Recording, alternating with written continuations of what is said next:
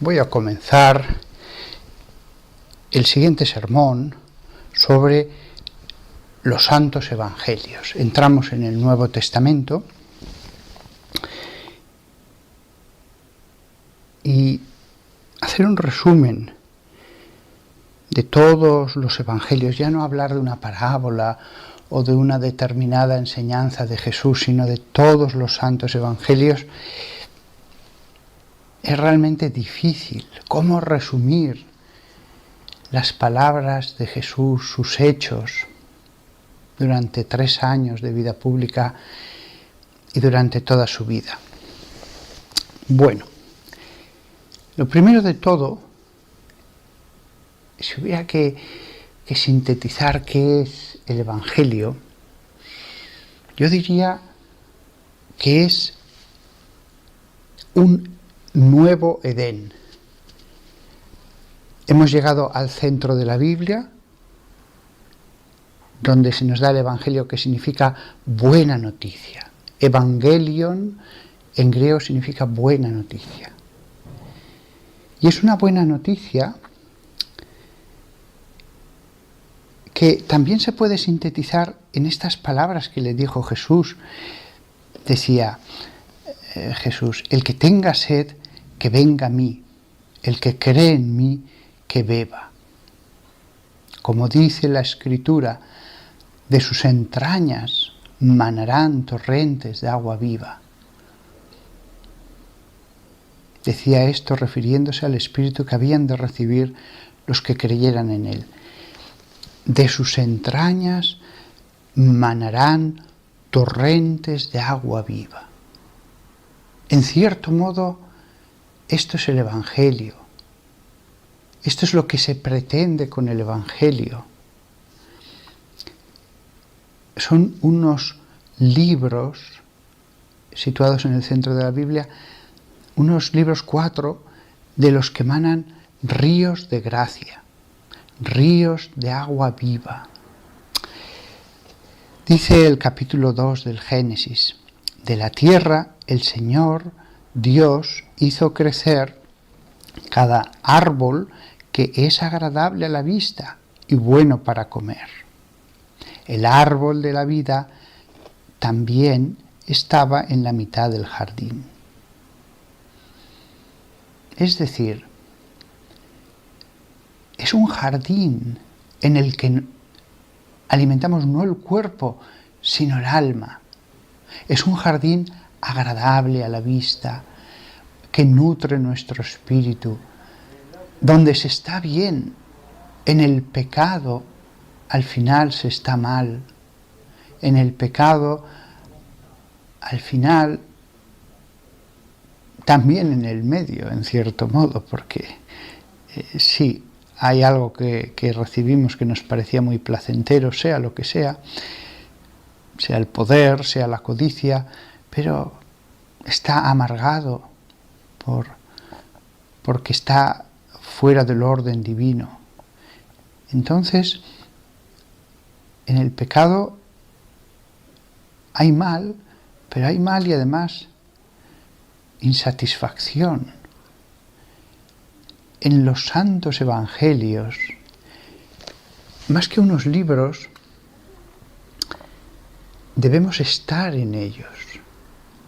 Nos metemos en los evangelios como un jardín que lo recorremos, nos alimentamos y finalmente, si queremos, se nos concede vivir en ese jardín. No es leer, es vivir. Aprendemos de las palabras de Jesús para vivirlo. Y en esa vida nuestra recibimos la vida de Jesús también a través de los sacramentos. Los 4 evangelios como una región para recorrer, para transitar, para morar, para pasear con Jesús. En el jardín del Edén, nuestros primeros padres paseaban con Dios. en este nuevo jardín del Edén acompañamos a Jesús. Y estamos en compañía de los apóstoles y de otros personajes, porque cuando yo leo el Evangelio muchas veces pido a la persona que aparece allí, aunque no esté canonizada, que si está en el cielo, pues interceda por mí. Si leo el pasaje de la hemorroísa, pues le pido a la hemorroísa. Si leo el pasaje de Zaqueo, pues le pido a Zaqueo. No estamos solos, Jesús y el alma. Están en ese Evangelio todos los personajes del Evangelio, más, aunque estén invisibles en esas páginas, todos los santos a los que podemos pedir intercesión. Mientras leemos el Evangelio podemos pedir intercesión a la Virgen María, por supuesto, a nuestros familiares difuntos, a los santos de la Iglesia. Es un jardín en el que estamos con tantos cuantos como llamemos para que nos acompañen en ese recorrido. Y hay muchos árboles. Vemos el ejemplo de tantos hombres buenos y santos, pero en medio el árbol de la vida. El jardín del Edén, en cierto modo, es el marco para el árbol de la vida. Aunque también se dice en Génesis 2, el árbol de la vida estaba en la mitad del jardín, y el árbol del conocimiento del bien y del mal. También en los evangelios está el mal. Y no un poco de mal, sino mucho mal y muy intenso. Y también hay una serpiente que, como en el paraíso, se mueve. El diablo también está en los evangelios. Y allí donde se predique el evangelio, también habrá que predicar el mal que ocurrió. Es una predicación acerca del bien y del mal. En este nuevo Edén están los dos árboles. Y dice el capítulo 2 del Génesis, un río fluía en el Edén para regar el jardín. Y de allí se dividía y llegaba a ser 4 ramas. Ese río de agua viva es Cristo. Pero en la Biblia se divide a través de 4 ramas que son Mateo, Marcos, Lucas y Juan. Un único río, pero 4 ramas de las que bebemos. 4 ramas que riegan la iglesia. La gente ve series de televisión, lee novelas que muchas veces no valen nada, etc. Podrían estar en este jardín, siempre que quieran. Pero bueno, somos libres para hacer lo que queramos con nuestro tiempo y nuestra vida. Otro aspecto interesante que quería yo reflexionar acerca del Evangelio en general, en este sermón, es el tema de la inspiración. La palabra de Jesús era tan grande que la inspiración debió estar en la medida del tesoro que los que escribieron los evangelios tenían entre manos. Me explico. ¿De qué hubiera servido que Jesús hubiera explicado las cosas más sublimes sobre el cielo, las cosas más profundas de la teología, nos hubiera explicado de forma pura lo que quería nuestro Padre que hiciéramos, la moral, los mismos hechos de Jesús con todos sus matices? ¿De qué hubiera servido toda esa acción y palabra de Jesús si después los que lo ponen por escrito lo empequeñecen, se les olvidan cosas esenciales, las entienden mal? Por eso la inspiración estuvo a la medida del tesoro que tenían entre sus manos.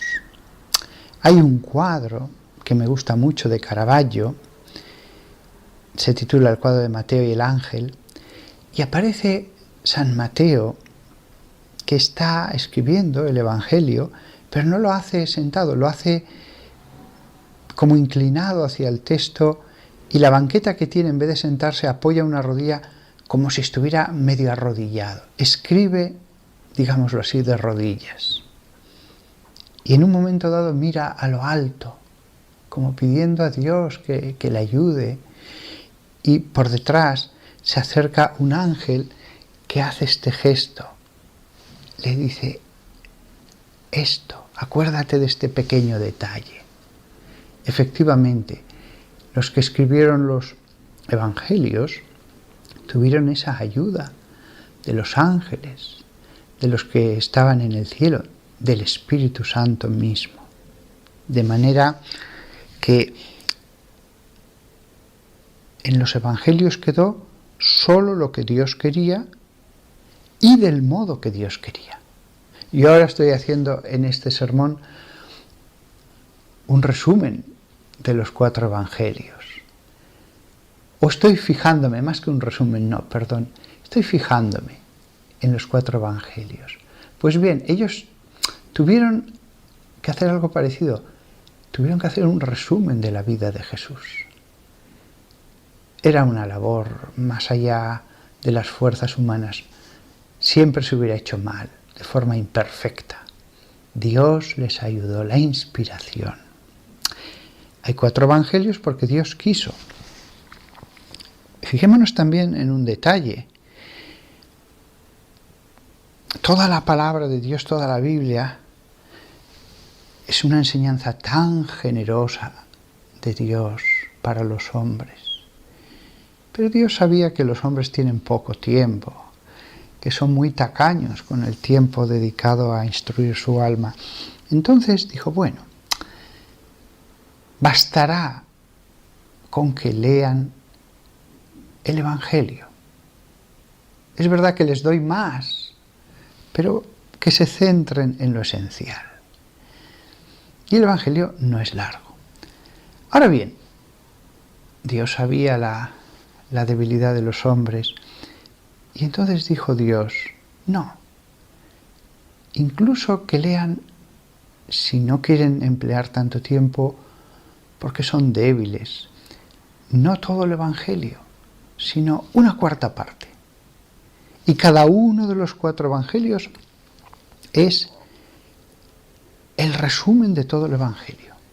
Basta con leer uno de los 4 evangelios para tener una visión completa, total, de lo que fue la vida, los hechos, lo que dijo Jesús. Fijaos qué fácil nos lo pone. Sin embargo, incluso con tantas facilidades al hombre le cuesta. Tan importantes son los hechos de este centro de la Biblia que se nos dan 4 versiones de los mismos hechos. El primero, el Evangelio de Mateo, el primero que aparece en la Biblia, hay una frase de Ireneo en su libro contra las herejías que dice, Mateo también produjo un evangelio escrito entre los hebreos. Este es un hecho del que hablan más padres de la Iglesia, que el primer evangelio fue escrito en hebreo. El segundo evangelio, muy primitivo, sencillo, quizás fue el primero en ser escrito, tampoco hay seguridad, no hay seguridad. Es el de Marcos. Pero también hay santos padres en los primeros siglos que dicen, Marcos tenía a su lado a Pedro. Con lo cual, ese Evangelio de Marcos, en cierto modo, se podría llamar Evangelio de Pedro. ¿Por qué no se llama así? Porque fue una obra colectiva. No fue la obra solo de Pedro. Marcos fue el encargado, mientras Pedro trabajaba, su trabajo fue ese, hablar con todos, reunirlos a veces, tomar los textos que ya estuvieran escritos, volvérselos a presentar. Fue una obra colectiva. Toda la comunidad, todos los que estaban allí, que habían escuchado y visto a Jesús, intervinieron, pudieron intervenir. Por eso se llama sabiamente Evangelio de Marcos, pero Pedro estaba detrás. El Evangelio de Lucas, la presencia de Lucas en Roma con el apóstol Pablo, hacia el final de su vida, la de Pablo, está atestiguada por 2 Timoteo 4:11, donde dice: solo Lucas está conmigo. Si hemos dicho antes eso de Marcos respecto a Pedro, podríamos decir lo mismo, tal vez, de Lucas respecto a Pablo. Detrás del Evangelio de Lucas está Pablo. Pero no sería justo para nada decir que es la obra, es el Evangelio de Pablo, porque quizás ya estaba muy escrito cuando estaban juntos y porque fue también una obra colectiva. Dice el capítulo 1 de Lucas: ya que muchos han tomado la tarea de establecer un relato ordenado de los hechos que han sido cumplidos entre nosotros, tal como ellos nos lo entregaron por aquellos que desde el principio fueron testigos y sirvientes de la palabra, yo también he decidido, después de investigar todo cuidadosamente desde el mismo comienzo, escribir un relato ordenado para ti, excelente Teófilo. Fijaos, ya que muchos han tomado la tarea de hacer un relato ordenado de los hechos. O sea, Lucas tenía ya varios escritos previos. Expresamente lo dice.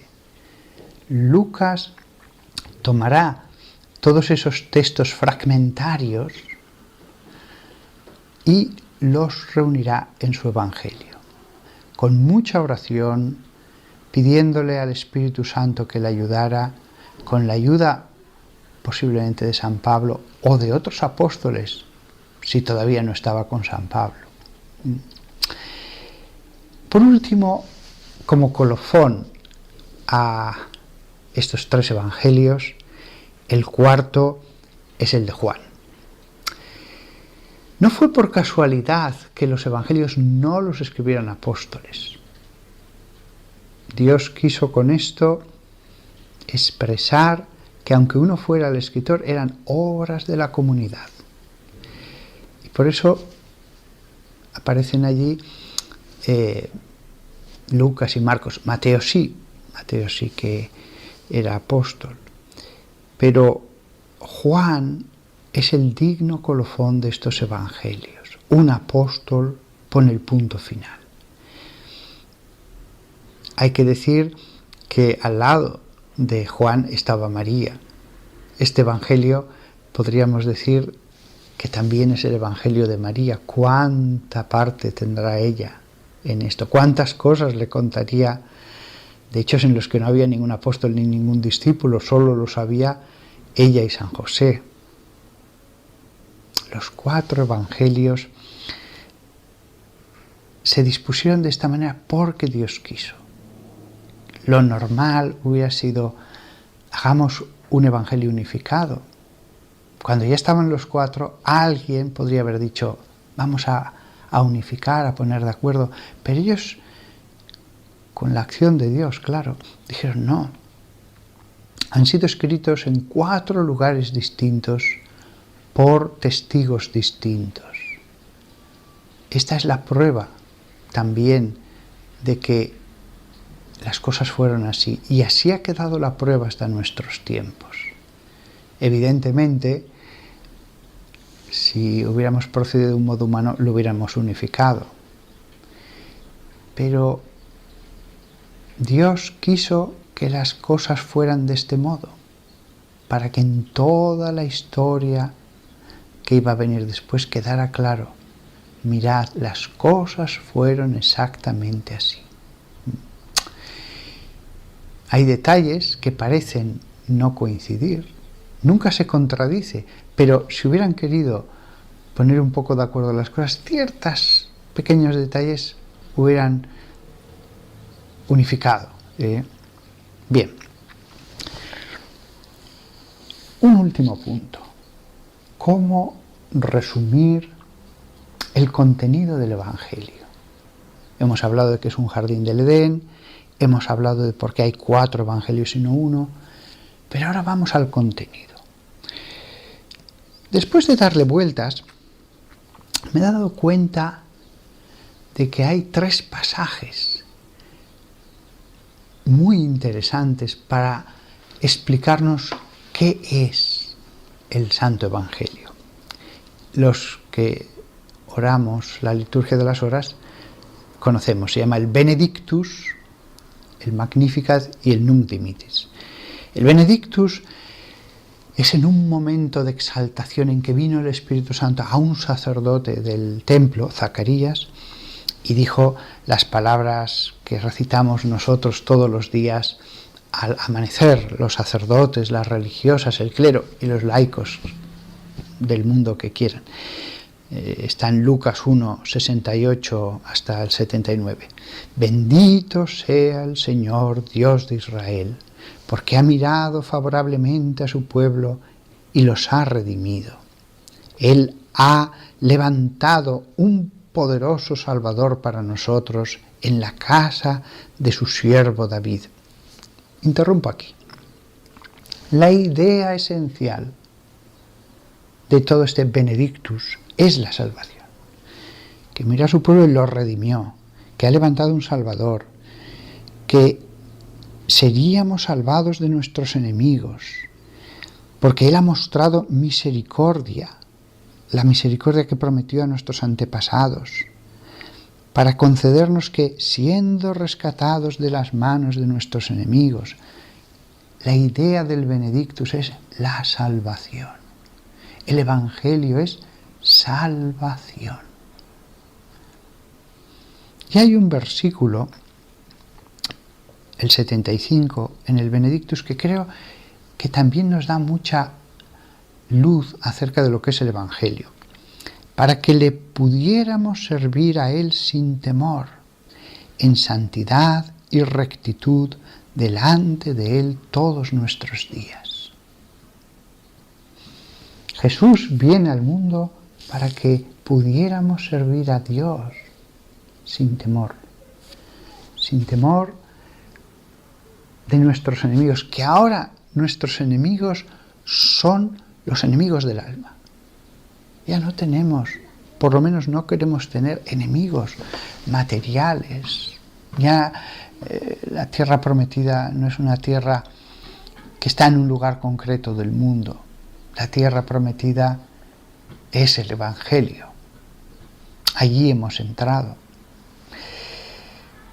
Y le queremos servir. Dios quiere que lo hagamos en santidad y rectitud. Muchas veces se traduce por justicia, en santidad y justicia, pero la palabra justicia aquí es el justo, es el modo abstracto de referirse a la cualidad del justo. Rectitud de la moral, de seguir los mandamientos, de hacer lo que Dios nos mande. Y de ahí viene la santidad. Dios, por la gracia, en el bautismo nos santifica y las semillas del bautismo se van desarrollando, como en esa parábola en que sale el sembrador, se va desarrollando para servirle en santidad y justicia delante de Él todos nuestros días, delante de Él, la presencia de Dios, estar con Dios siempre en este mundo. También se dice al final del Benedictus que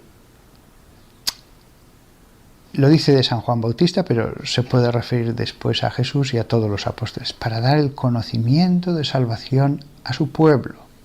Es verdad, lo comenzó San Juan Bautista, pero ya lo continuaría en su plenitud Jesús y se lo encomendaría después a los apóstoles. Dar conocimiento de salvación para el perdón de sus pecados, por la entrañable o tierna misericordia de nuestro Dios. El amanecer de lo alto romperá sobre nosotros para dar luz a aquellos que se sientan en tinieblas y en la sombra de la muerte. Y el último versículo, y esto es el Evangelio, para guiar nuestros pies en el camino de la paz. Las palabras de Jesús son la paz. Es lo que Él dijo. Por sus frutos los conoceréis. El pecado da unos frutos. Y seguir esta palabra que reconocemos en nuestro corazón que es la verdadera, da otros frutos. El siguiente, digámoslo así, resumen de la esencia del Evangelio es el Magnificat. Mi alma glorifica al Señor y mi espíritu se alegra en Dios mi Salvador. Las palabras de la Virgen María. Porque ha mirado con favor a la bajeza de su sierva. Fijaos en que la idea esencial del Magnificat, si lo leéis una y otra vez, es la misericordia. La misericordia para la salvación. Tiene misericordia y nos salva. Ya habíamos dicho que el Benedictus, la idea de salvación, es la idea que más se repite continuamente. Aquí es de la misericordia que lleva a la salvación. Es también la salvación, pero a través de la misericordia. Mi espíritu se alegra en Dios mi Salvador, porque ha mirado con favor. Ha mostrado fuerza con su brazo. Ha derribado de sus tronos a los poderosos y ha levantado a los humildes. Él ha llenado a los hambrientos con buenas cosas. Él ha auxiliado a su siervo Israel en recuerdo de su misericordia.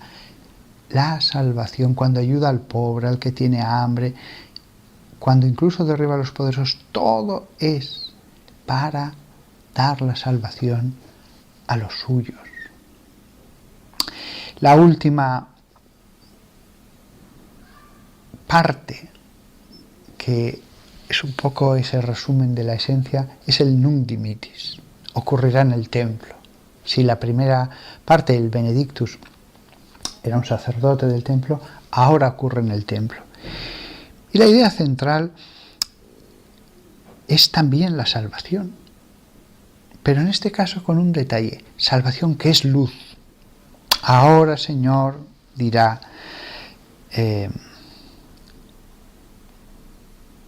no me sale ahora el nombre del Nunc Dimittis, quien lo dijo, pero bueno, el que estaba allí en el templo, Simeón. Ahora, Señor, puedes dejar a tu siervo marcharse en paz, de acuerdo a tu palabra, porque mis ojos han visto tu salvación, que has preparado en la presencia de todos los pueblos, una luz para revelación de los gentiles y para la gloria de tu pueblo Israel. La salvación, pero como luz, una luz para la revelación de los gentiles o de los pueblos.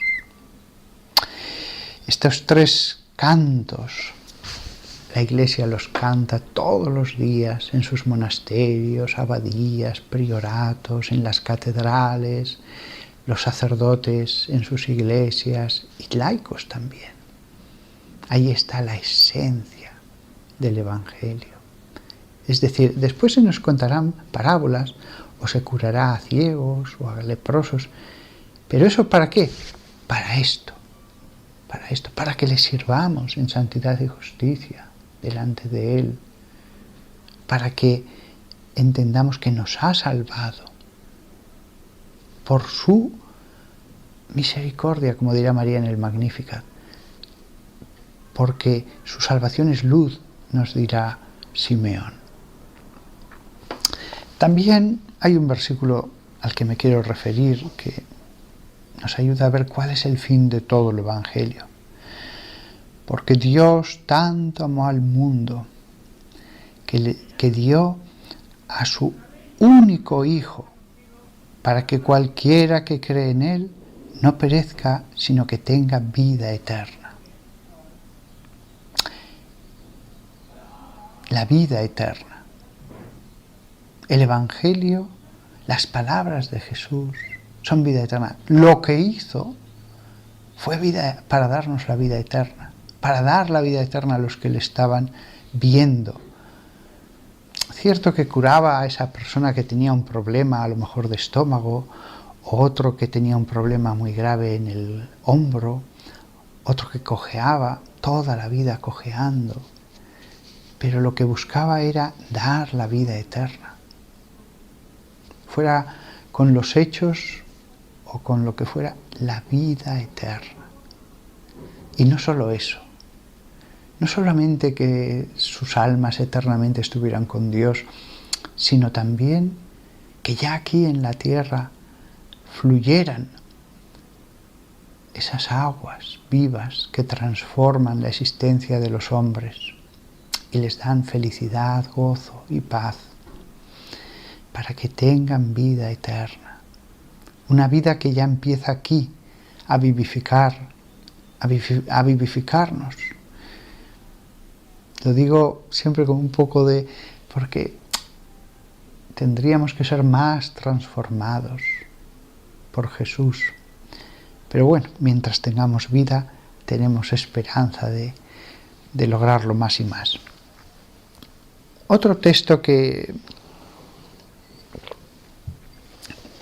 también al hablar de cómo resumir el Evangelio, no puedo dejar de mencionar, es que en el último Evangelio, el colofón de los otros tres, se comienza con un prólogo, lo que se ha llamado el prólogo, que nos recuerda totalmente al prólogo del Génesis. En ese prólogo de San Juan, tan conocido, no lo voy a leer, al fin y al cabo esto es un resumen de todo. San Juan escribirá: porque de su plenitud todos hemos recibido gracia sobre gracia. El Evangelio es gracia sobre gracia.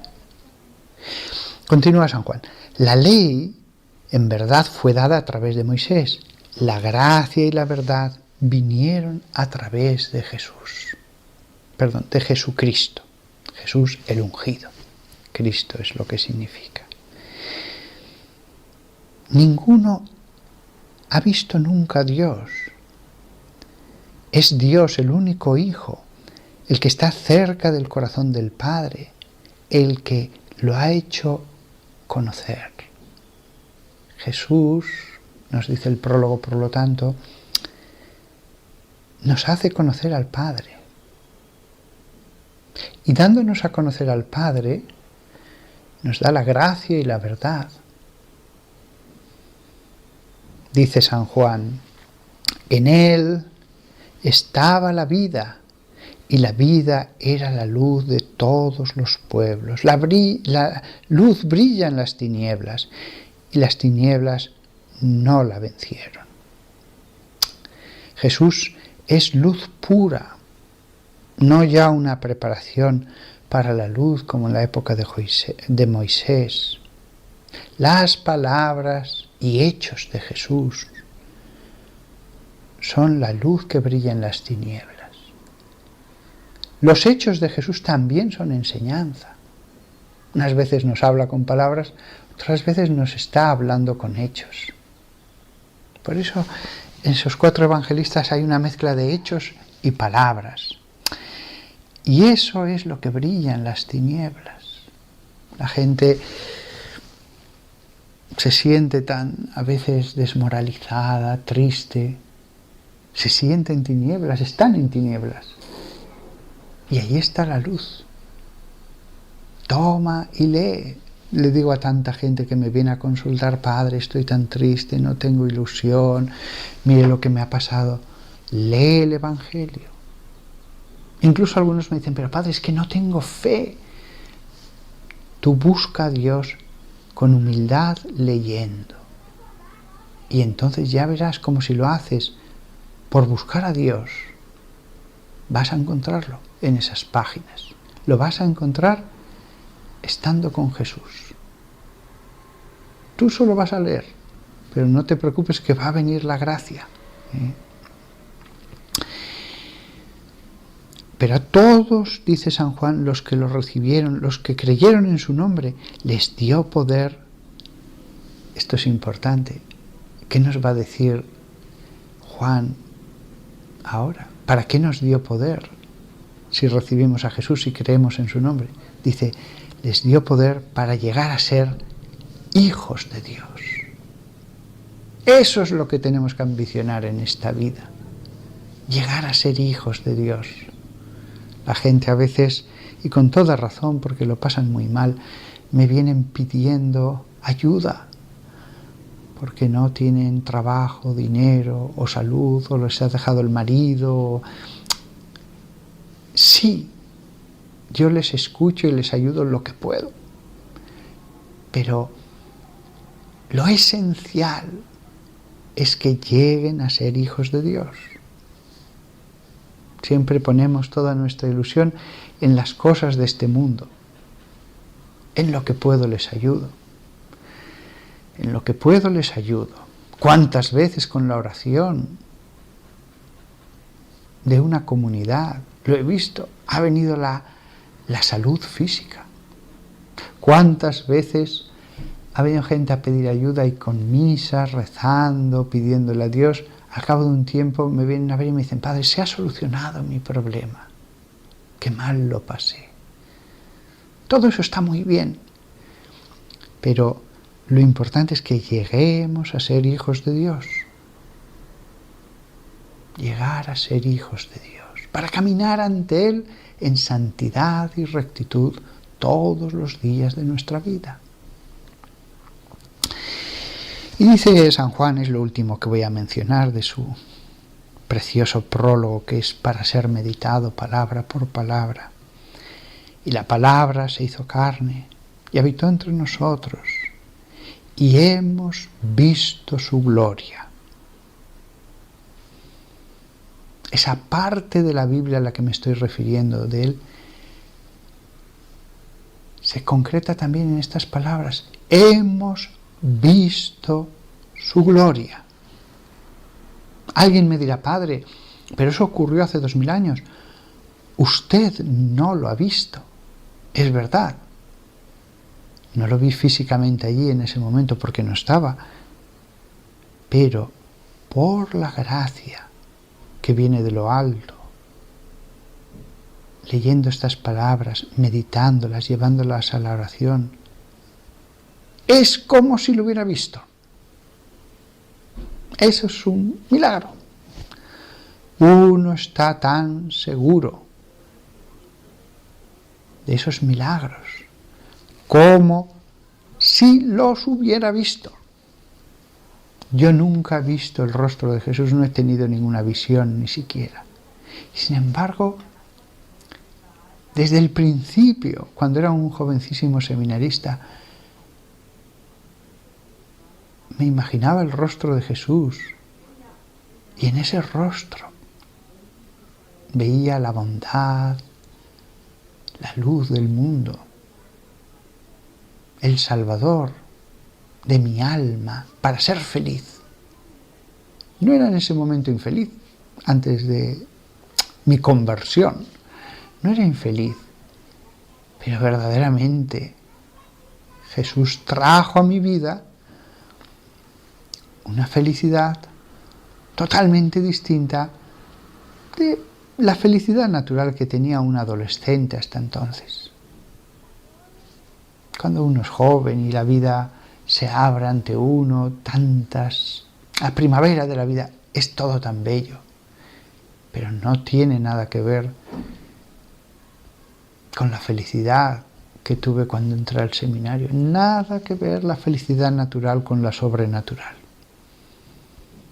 Y entonces yo leía el Evangelio, que es el centro de mi fe, el centro de la palabra de Dios, lo que trato de vivir. Y el rostro de Jesús, aunque no lo vi, sabía cuál era. No me resultaba fácil imaginarlo. Lo intenté tantas veces, pero no lo lograba. Es como si hubiera un velo y me lo imaginaba y decía, no, este tampoco. Pero de un modo difuso, quizás sin mirarlo cara a cara, pero sí que sabía cómo era el rostro de Jesús. Y ese rostro es la explicación del Evangelio. Por eso la palabra se hizo carne y habitó entre nosotros y hemos visto su gloria. La gloria del único Hijo de Dios, del Padre, perdón. La gloria del único Hijo del Padre. Sí, la he visto. Y eso que viví a finales del siglo XX cuando era seminarista y ahora en el siglo XXI. Pues la he visto. Con los ojos de la fe, con total seguridad. La gloria del único Hijo del Padre, llena de gracia y verdad. Después escuchaba a otros autores de libros, políticos, literatos, pero allí no estaba la verdad, con mayúscula.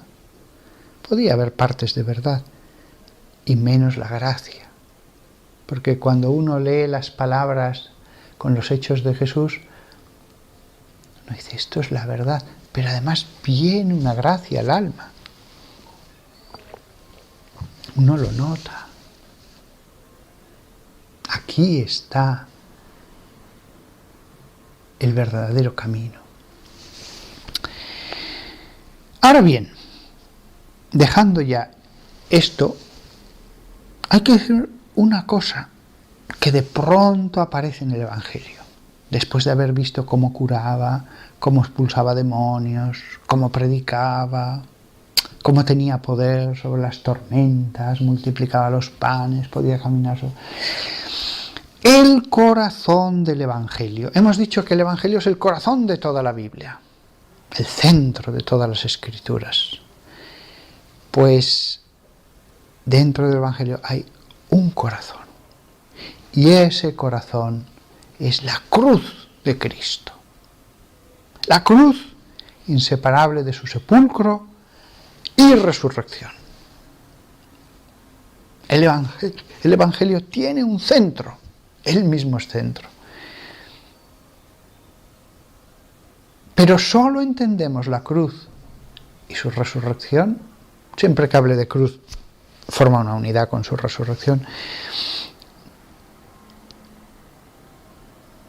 Hay que entender que solo se entiende la cruz después de haber acompañado a Jesús esos 3 años. Solo se entiende después de haberle escuchado y visto lo que hacía.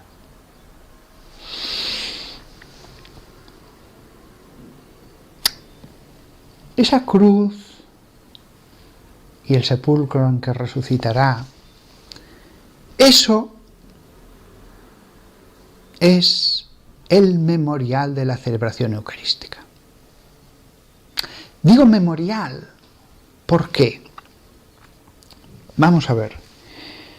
Porque la misa es la memoria, el recuerdo diario para los que vamos a misa todos los días de estas páginas del Evangelio. Su muerte, su pasión, su colocarle en la cruz, su resurrección. No solo es la presencia de Jesús, es el recuerdo de estos hechos. Presencia de Jesús, pero bajo este aspecto. Hay unas palabras que para mí también son el centro del Evangelio, y no estoy poniendo varios centros, ahora lo voy a explicar.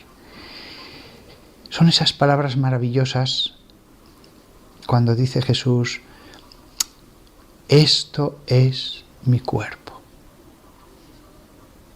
Recuerda estas palabras, esto es. ¿Recuerdan aquellas palabras que le dijo a Moisés? Yo soy el que soy. El verbo ser, yo soy el que soy. Pues bien, el que dice yo soy, dice yo soy esto, este cuerpo, este pan. Yo soy este pan, yo entero, Cristo entero, estoy en este cuerpo, en este pan, perdón. Y podría haber habido solamente el pan, pero Jesús quiso hacer memorial de su sufrimiento en la pasión, de toda la sangre que derramó. Quiso que nos acordáramos de cada una de las gotas que derramó por nuestra salvación. Y aunque Cristo ya estaba en el pan, quiso que hubiera la especie también de vino. Y dijo, este es el cáliz de mi sangre. Sangre de la nueva y eterna alianza, etc. Es decir, en la presencia eucarística, Jesús quiso que quedara el memorial de su pasión. La misa no es un mero recuerdo de Jesús, es la presencia eucarística, real, corporal, de Jesús sobre el altar. Pero quiso que en esa presencia hubiera dos especies, para que siempre se recordara su pasión y después su resurrección. Porque hay un momento de la misa en que se vuelve a mezclar el cuerpo y la sangre. El cuerpo y la sangre, cuando se dividen, eso es signo de muerte. Cuando se unen es signo de que ha resucitado. Hay un momento de la misa en que el sacerdote mezcla el cuerpo y la sangre de Cristo, la conmixtio, mientras dice una fórmula, una oración. Muchas cosas se dicen en el Evangelio, pero claro, las palabras, esto es mi cuerpo, este es el cáliz de mi sangre, son palabras que siguen tan presentes como ese día que se dijeron. A la hemorroísa la curó en un momento dado, a tal cojo le curó en un momento dado y fue este cojo. Cuando multiplicó los panes y los peces fue en este momento. Pero esto es mi cuerpo. Son palabras del Evangelio cuyo eco continúa actualmente exactamente igual que entonces.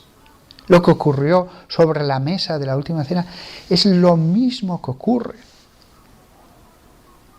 Y además, bajo dos especies, la pasión de Cristo.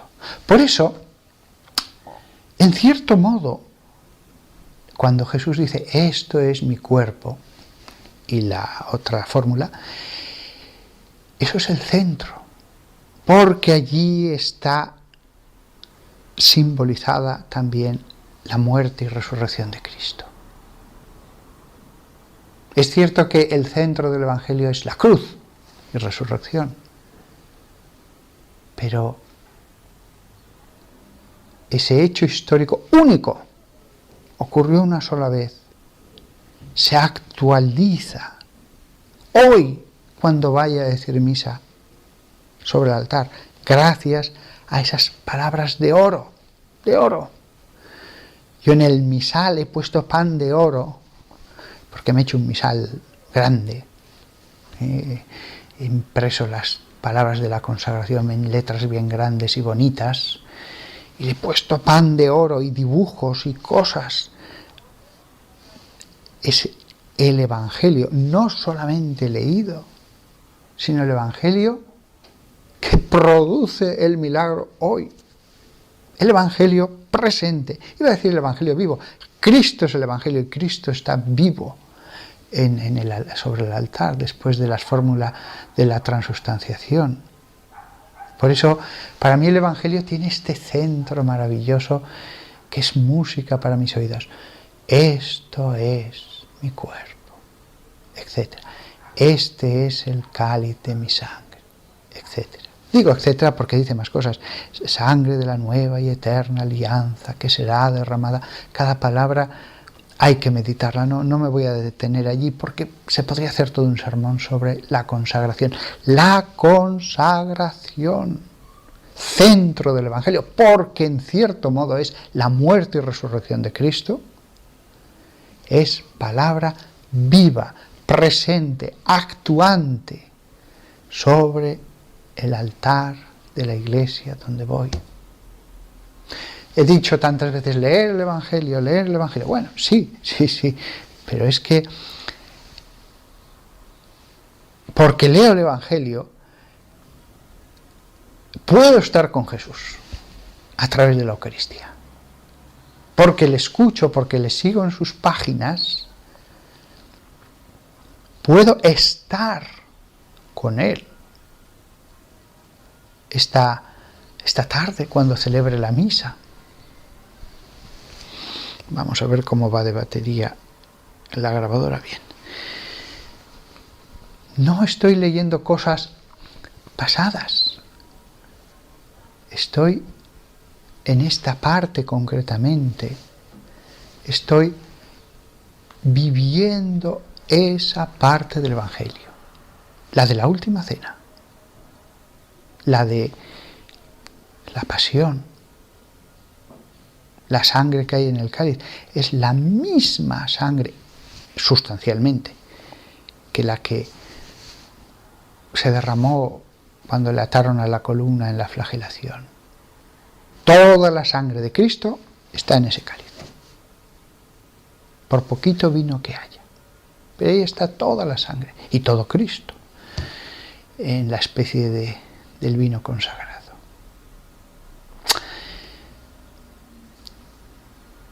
Y antes he hablado de la gracia. Al leer el Evangelio, la gracia, esta es la verdad.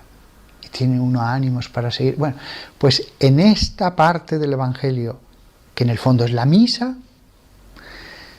allí ya sí que la gracia para mí es desbordante.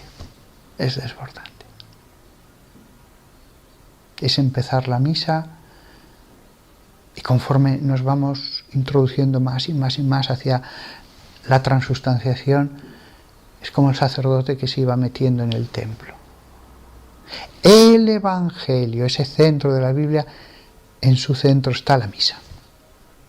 Y la misa es estar en el Calvario y delante de la losa de la resurrección, cosa que no pudieron estar los apóstoles, estaban encerrados y escondidos en una casa.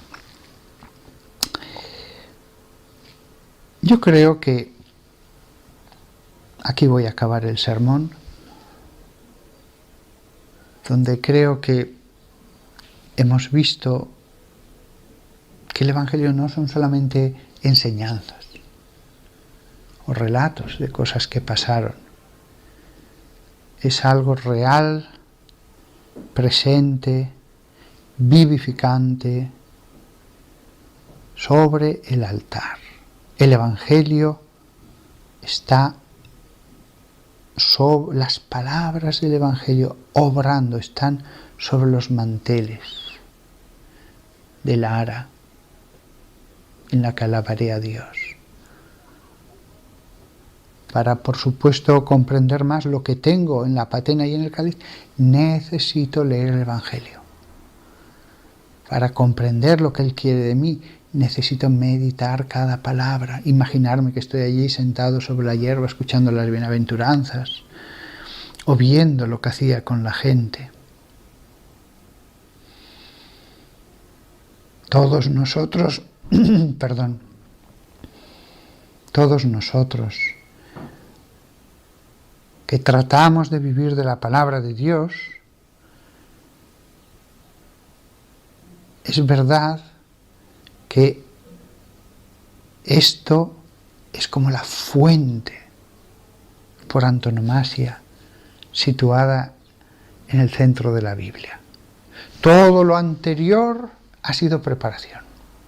Y todo lo que venga después en el Nuevo Testamento es glosa de esta parte central. Ojo, todo lo anterior no es que sea poco importante, ni mucho menos, porque Dios es tan sabio que Él mismo está presente ahí, Jesús mismo, la Trinidad está presente en las páginas del Antiguo Testamento. Y donde se nos hable de las cosas que aparentemente son más materiales, en el fondo es una gran parábola de lo espiritual.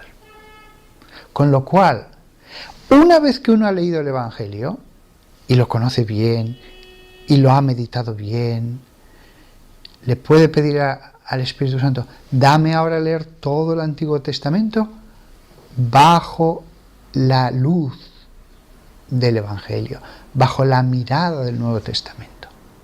Y entonces se abren unos tesoros de sabiduría para ir más a Jesús, para amar más a Dios, impresionantes.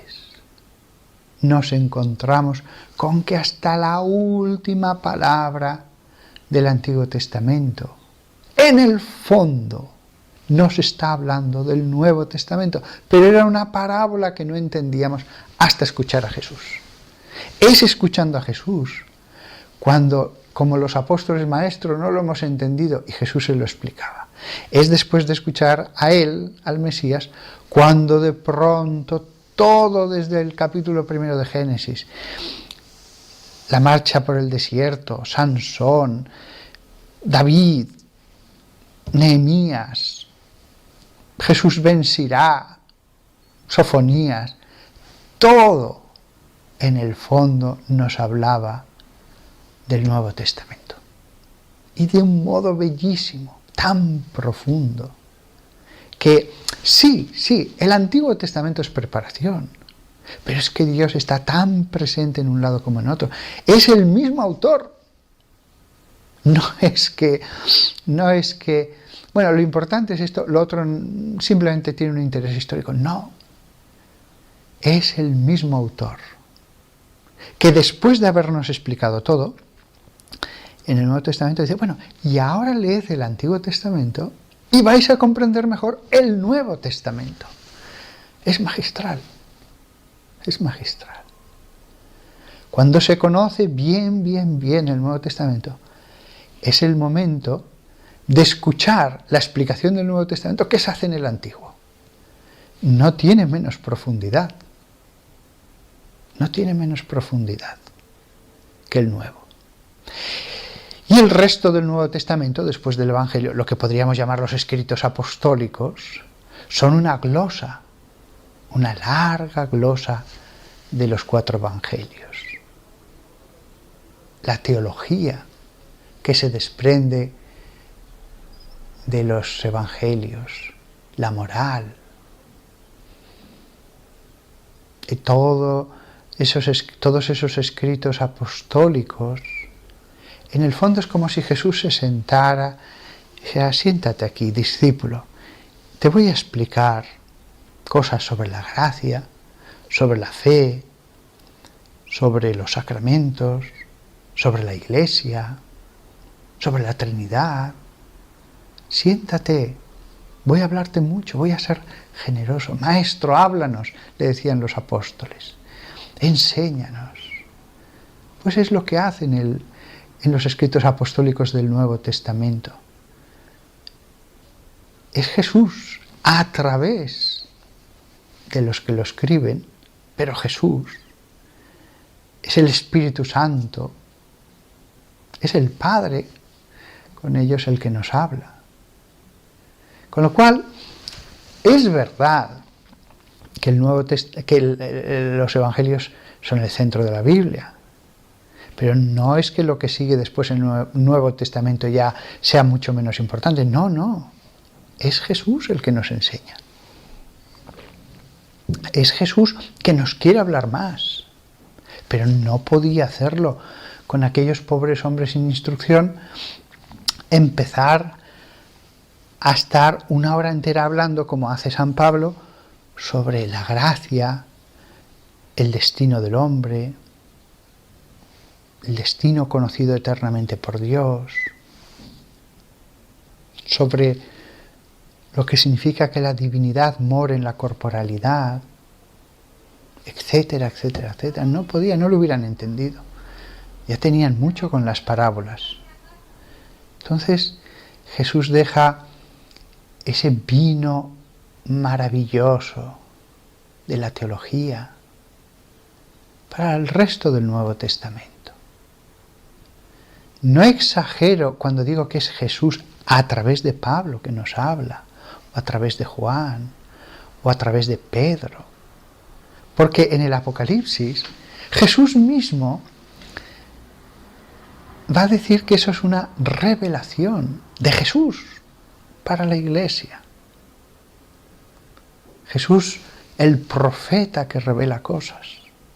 Jesús que envía 7 cartas a 7 iglesias de la zona del Asia Menor. Jesús dijo cosas en el Evangelio, pues dice cosas él directamente en el Apocalipsis. Se lo dice a San Juan, que escriba, a la iglesia de Éfeso, a la iglesia de... y les dice cosas concretas. Jesús, que habla como el que gobierna sus comunidades. Apasionante, apasionante. Jesús que habla en general, a veces, en Mateo o en Juan, y el Jesús de las 7 cartas del Apocalipsis, que concretamente da instrucciones a una comunidad. Allí vemos a otro Jesús distinto del maestro que habla como en el libro de la sabiduría o en el libro del eclesiástico. Bueno, me detengo aquí. Para mí como sacerdote es maravilloso poder explicar sermón tras sermón en las misas todos los pequeños aspectos del Evangelio, todos sus detalles, la grandeza de cada una de sus parábolas, ver qué había detrás de cada curación, de cada hecho milagroso.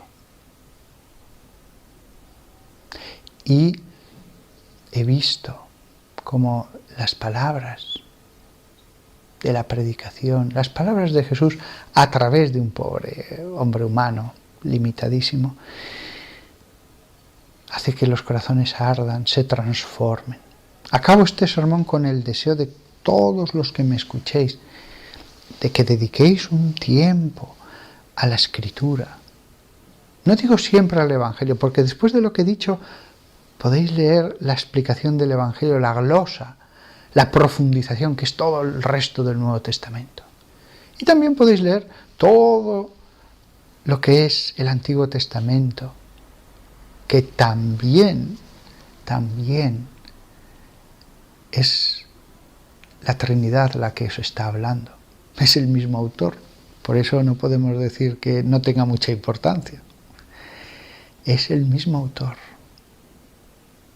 Leed la palabra de Dios, vivid de la palabra de Dios, santificaos ya por el mero hecho de leer, recordar esos versículos, alabar a Dios a través de esos versículos, pedirle perdón a través de ellos y sobre todo tratar de ponerlos por obra. Y entonces vuestras vidas serán como las de un árbol verde que da fruto aquí en la tierra. Tendréis un agua viva en vuestro corazón y veréis cómo, con gran pena, otros hombres siempre están tristes, enfadados, agresivos, llenos de ambición, tratan mal a su mujer, tratan mal a sus hijos, a los compañeros de trabajo, están desencantados de la vida, el don del tiempo que es un tesoro, pues están desencantados, porque son hombres que no tienen esas aguas vivas. Y entonces el hombre sin Dios, pues se marchita, pierde la ilusión, las heridas de la vida pues no se le cicatrizan, no, a veces supuran, unos más y otros menos, claro está. Pero vosotros estáis llamados a esta vida, a la vida que Jesús ha traído. Y vosotros seréis los primeros beneficiados. Algunos piensan en la religión como una carga, como unas cadenas que no nos dejan ser libres y no nos dejan ser felices y lo ven todo de un modo sombrío. Es justo al revés. Es justo al revés. Dios ha traído la salvación por su tierna misericordia, y su salvación es luz, la luz que está contenida en las sagradas palabras de Mateo, Lucas, Marcos y Juan. Aquí acabo el sermón y ojalá que el mismo que os habla se esforzara un poco más. Al final todos somos débiles, pero bueno, Dios lo comprende y nos ayuda. Ojalá que al menos a partir de ahora nos esforcemos un poco más.